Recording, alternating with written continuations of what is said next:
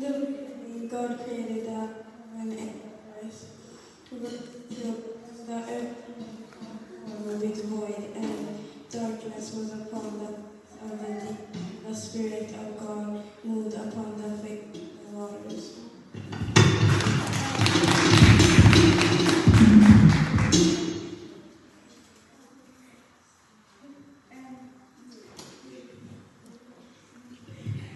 Verse 3, and God said, let there be light, and there was light.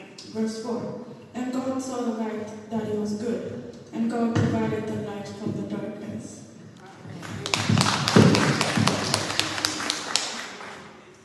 And God called the light day, and the darkness he called night. And the evening and the morning were the first day. Verse 6, God said, let there be a firmament in the midst of the waters, and he divided the waters.